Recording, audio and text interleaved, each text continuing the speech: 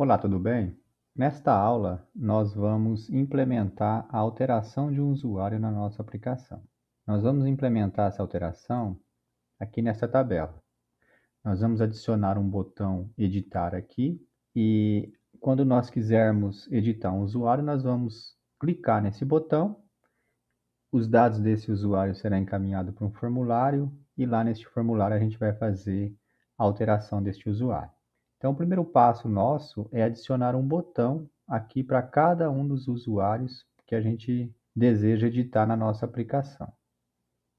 Aqui na nossa aplicação, nós vamos buscar pela página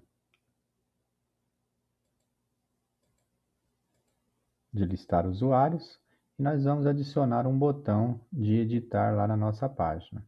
Por enquanto, nós temos apenas o botão apagar e neste ponto aqui nós vamos adicionar o botão editar. Eu já adicionei o link aqui na nossa tabela que se refere ao nosso botão editar, para que a gente não perca tempo digitando. Então aqui basicamente a gente está adicionando uma âncora igual aqui no botão apagar. Só que essa âncora aqui, esse link que a gente está colocando, esse botão que a gente está colocando, a função dele vai ser de editar o usuário. Então vamos salvar aqui, vamos ver como é que vai ficar a nossa página. Vamos clicar aqui em refresh e aqui a gente apareceu o botão editar. Então agora a gente vai programar o clique nesse botão editar para que seja enviada uma requisição para o nosso controlador. Da mesma forma como nós implementamos no excluir, onde a gente selecionava o ID do usuário da linha da tabela para excluir, a gente está fazendo igualzinho aqui no nosso editar. A gente está inserindo também essa propriedade do TimeLeaf, né, que vai criar um link, e esse link ele vai possuir esse mapeamento aqui, e o ID do usuário vai ser considerado uma variável aqui. Ele vai sempre alterar de acordo com a linha da tabela que a gente está lidando, com qual usuário que a gente tem a intenção de alterar os seus dados. Então, quando a gente está construindo essa tabela aqui, né, a gente está construindo linha por linha, quando a gente chegar nessa coluna que constrói esse botão editar, a gente vai pegar o ID do usuário em questão que está sendo pego aqui no nosso for each para fazer a construção do nosso link. Então, o ID do usuário em questão aqui da linha, ele vai ser transferido para essa variável e aqui será atribuído o valor que vai ser atribuído a essa variável aqui. Então, se nós olharmos lá na nossa página, vamos salvar aqui e olhar lá novamente. Vou dar um outro refresh. Se nós colocarmos o mouse aqui em cima do editar, observe que nesse canto inferior esquerdo aqui, ó, da nossa tela, está sendo criada a URL, ó. Usuário ID, usuário editar o ID 6 e no de cima, usuário editar ID 1. Então, essa URL ela está sendo criada de forma dinâmica para cada um dos usuários que vai estar nessa tabela.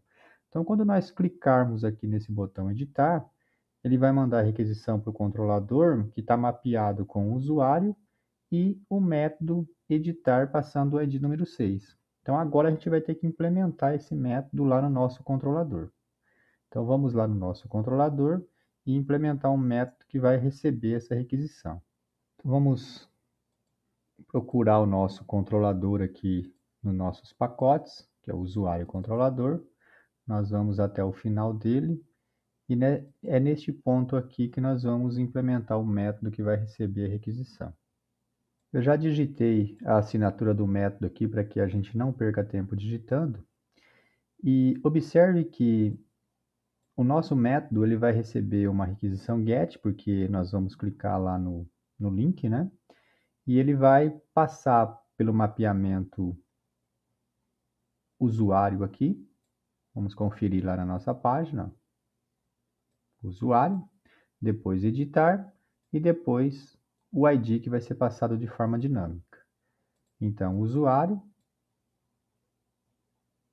editar e o ID que vai ser passado de forma dinâmica. Quando chegar esta requisição aqui, esse ID que está sendo passado como parâmetro vai ser obtido por essa anotação aqui, ó, path variable. Ela vai pegar esse ID que está sendo passado aqui e vai atribuir a esse ID que está sendo passado como parâmetro.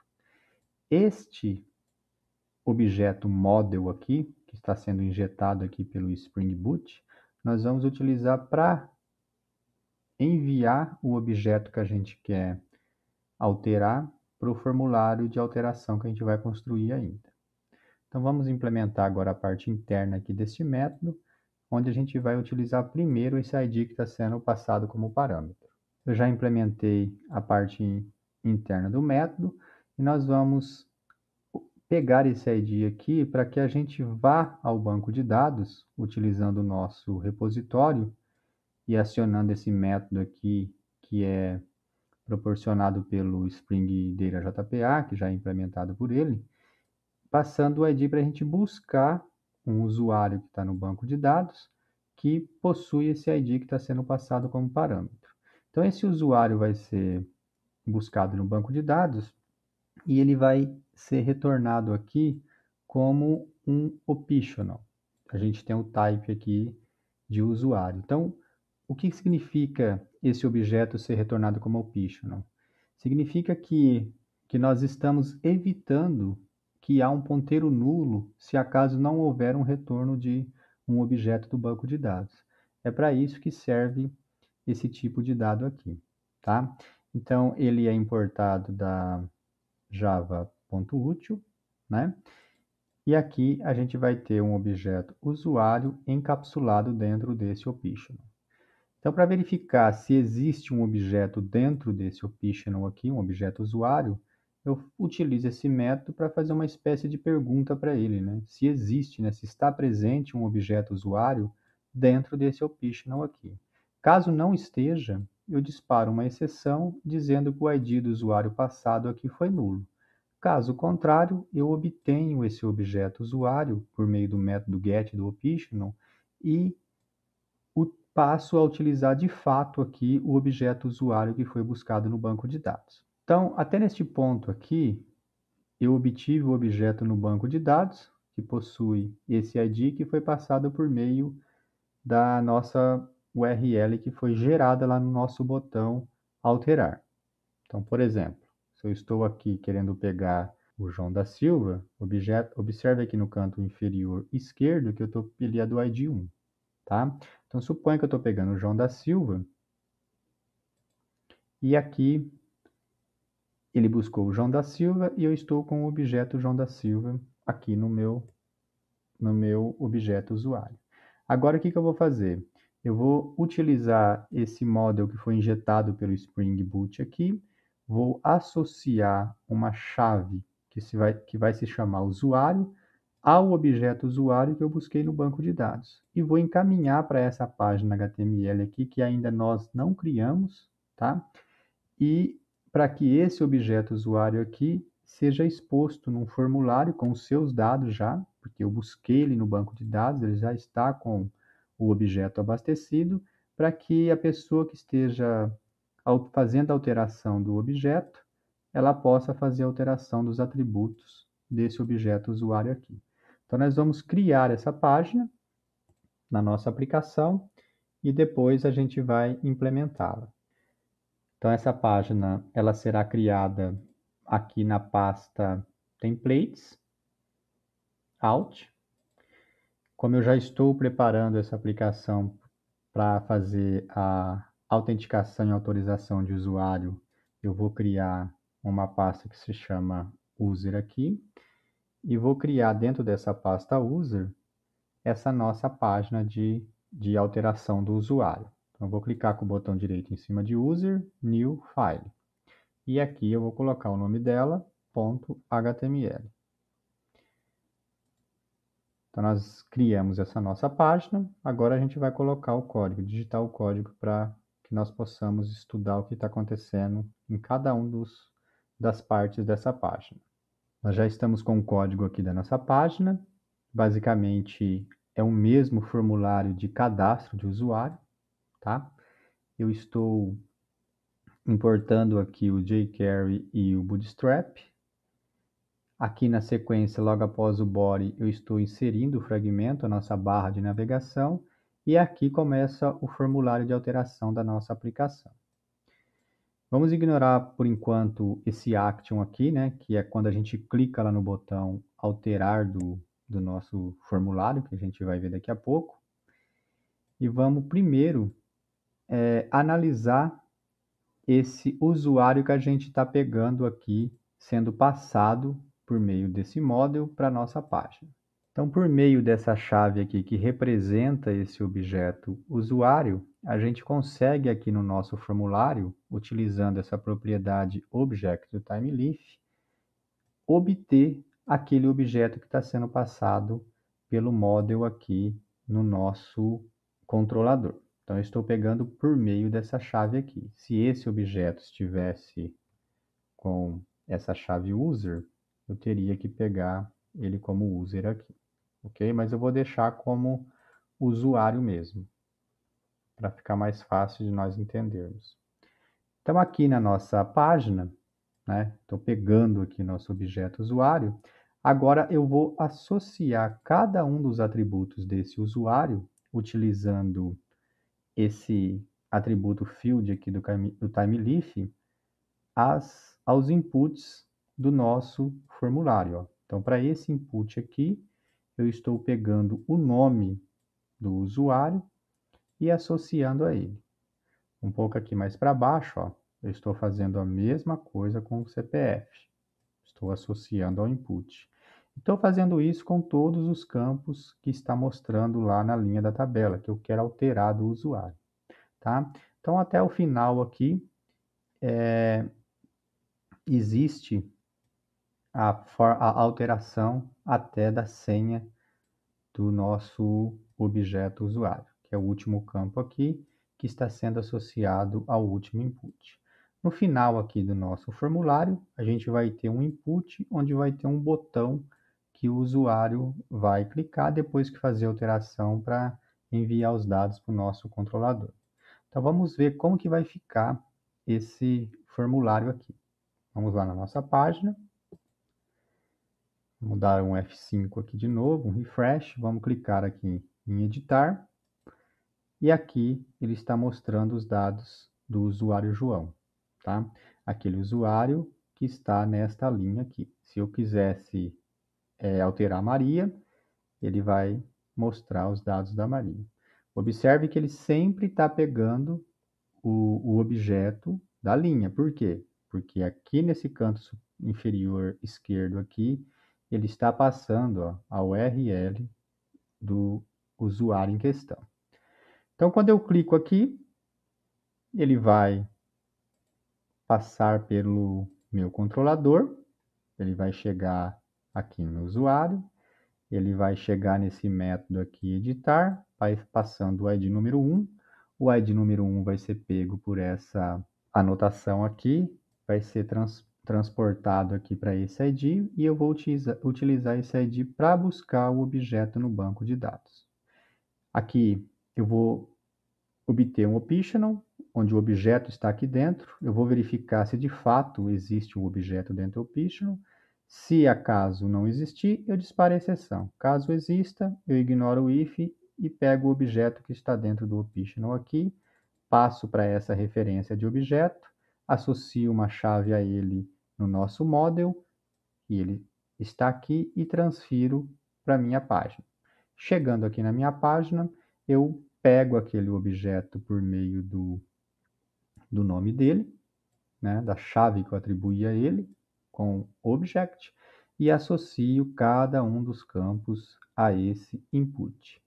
O fato desse objeto já aparecer com os dados aqui é porque eu busquei ele no banco de dados. Né? Busquei ele no banco de dados e já trouxe todas as informações dele, do banco de dados. Então, ele já chega aqui nesse formulário abastecido, com os atributos todos, já com as informações. E é por isso, quando eu associo a cada um dos inputs, é por isso que ele apresenta lá para o usuário cada um dos valores dos seus atributos. Agora o que a gente tem que fazer? A gente tem que implementar essa parte do clique aqui nesse botão, né? Por exemplo, eu quero alterar a data aqui de nascimento da Maria. Vamos colocar que ela nasceu em 1990. Depois a gente volta aqui e clica, né? Então, o que que eu tenho que fazer? Clicar, alterar o clique desse botão aqui, né? Implementar o clique desse botão. É a mesma situação. Eu vou enviar essa requisição para o nosso controlador, onde ele vai pegar esses dados aqui e alterar no banco de dados. Então, aqui, onde a gente faz isso, né? A gente vai fazer no action do form aqui, tá? Então, aqui no action do form, eu estou mandando para o controlador que está mapeado como usuário, esse sujeito aqui em cima, para o usuário, e falta agora implementar o método editar com o ID que está sendo passado como parâmetro aqui, ó. Observe que é a mesma situação quando eu cliquei no botão editar lá da tabela. Eu estou pegando o ID do objeto usuário que foi pego aqui, ó, no object, né, esse objeto usuário aqui, estou pegando o ID dele e estou associando a essa variável e depois ela vai transformar numa URL aqui na nossa no submit do nosso formulário. Então, no final das contas, como o nosso usuário João, não, a Maria tem o ID número 6, então vai ficar usuário, ID e o número 6 aqui, tá? Quando eu clicar no botão, quando eu der o submit nesse formulário. Então, vamos lá no nosso controlador e implementar esse mapeamento aqui para um determinado método. Então, a gente vem aqui no final do nosso controlador e aqui que a gente vai implementar o nosso código. Eu já implementei a assinatura do nosso método, então quando eu clicar no botão alterar aqui do nosso formulário, ele vai fazer esta requisição aqui para o nosso controller, usuário, editar e o ID vai ser variável. Então a gente vai lá no nosso controlador, ó, usuário, editar e o ID aqui vai ser variável, mas você pode observar o seguinte, que esta requisição aqui, ó, elas estão idênticas entre quando eu busco o objeto no banco para enviar para o formulário, que a gente acabou de implementar, e essa aqui quando de fato eu vou fazer a alteração do usuário no banco de dados, quando clica no botão alterar do formulário. A diferença entre as duas é que uma requisição está sendo chamada via GET e a outra está sendo chamada via POST.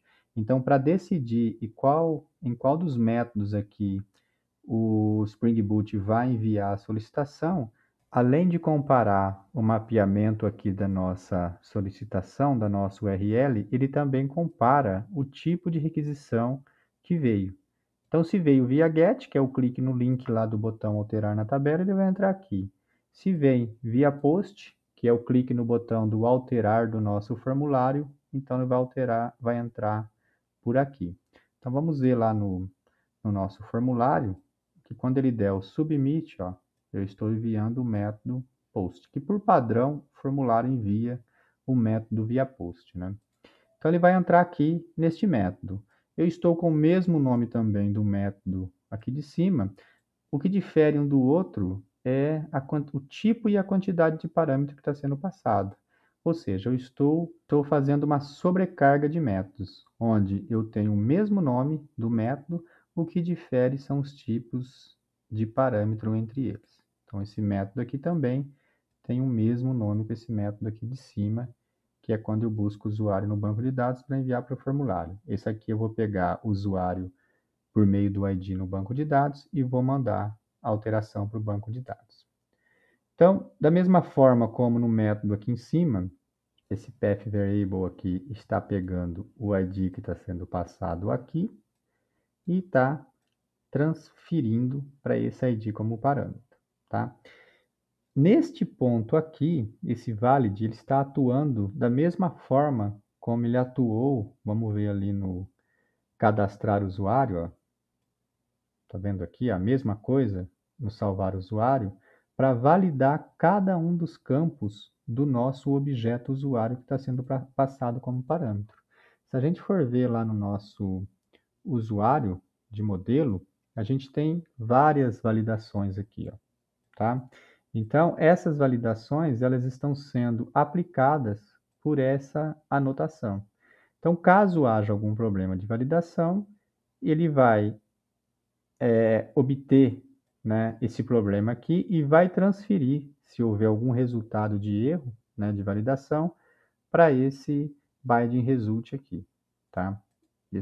Os erros que vão acontecer aqui na validação do objeto usuário vão ser passados via esse objeto result. Então, vamos implementar agora a parte interna do nosso método. Aqui está a implementação.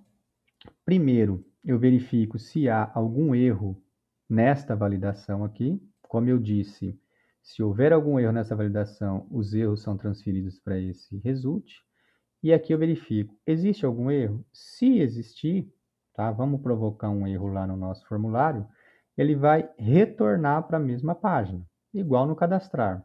Só que você está vendo que quando chega o objeto aqui, eu não tenho nenhum campo lá no meu formulário associado ao ID desse objeto, tá? Eu tenho, por exemplo, ó, o input aqui do nome, né? Data de nascimento, CPF, mas nenhum input está associado ao ID. O ID está sendo passado como parâmetro aqui, tá? Então, na hora de devolver esse objeto para o formulário, eu tenho que setar o ID nele, né? Para que a gente depois consiga passar o ID de novo aqui. Então, desta forma, o que eu faço? Eu pego o ID que está sendo passado, seto o ID aqui e devolvo o objeto para o formulário. Vamos provocar um erro lá no nosso formulário para a gente ver essa validação. Eu vou clicar novamente lá, porque houve algumas modificações, né? Deixa eu ver se eu salvei aqui, não salvei. Vamos clicar aqui nesse objeto, nesse João da Silva. Vamos mudar o CPF dele aqui, ó. Vamos provocar um erro no CPF, tá? Vou clicar em alterar e ele mostrou esse erro aqui para a gente. Então, o que que houve?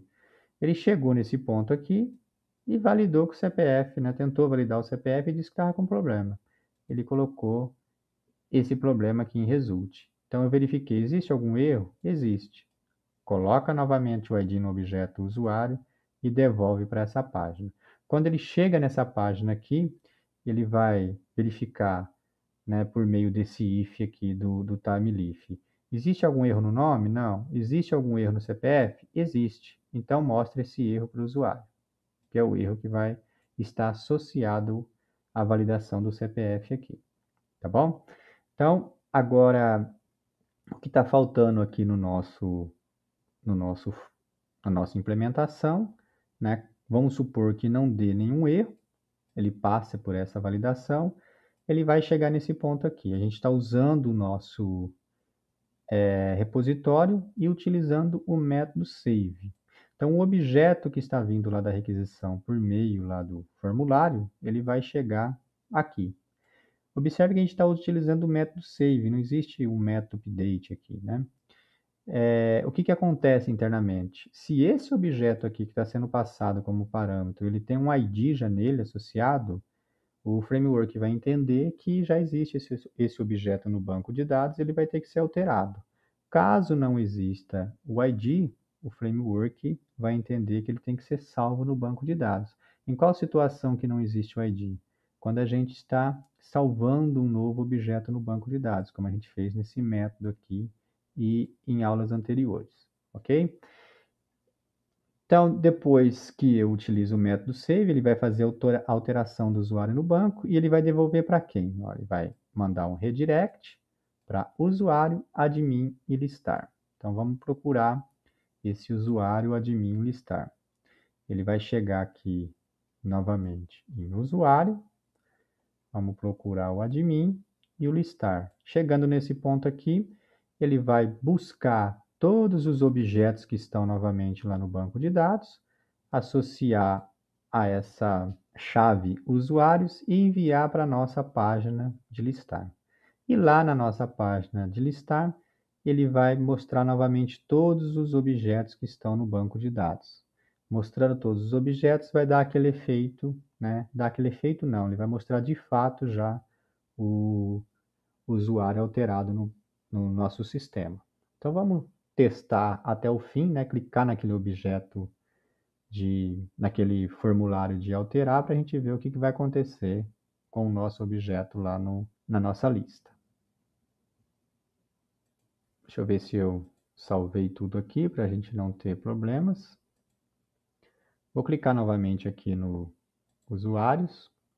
Eu quero alterar aqui o João da Silva. A gente vai alterar a data de nascimento dele, ok? E também a gente pode alterar o e-mail dele aqui também. Então aqui na data de nascimento eu vou colocar que ele nasceu nos anos 2000 e vou colocar João Silva no e-mail dele. Vou clicar aqui em alterar. Ele fez aquela requisição para esse método aqui, tá? Alterou, já peguei todos os dados, né, como eu já expliquei, alterou no banco de dados e mandou para o nosso listar, tá? Por isso que ele veio aqui para a nossa página de listar e já mostrou aqui o João da Silva já com os dados dele alterados que a gente acabou de fazer. Então, por enquanto, a gente está editando o usuário aqui, mas à medida que a gente vai evoluindo a nossa aplicação, essa edição aqui só vai ser permitida para o próprio usuário logado no sistema. O administrador que vai ter acesso a essa página aqui, ele não vai poder alterar os dados dos usuários, né? Então, somente o usuário logado que vai poder fazer isso com o seu próprio perfil. Era isso que eu gostaria de mostrar para vocês hoje. Até a próxima aula.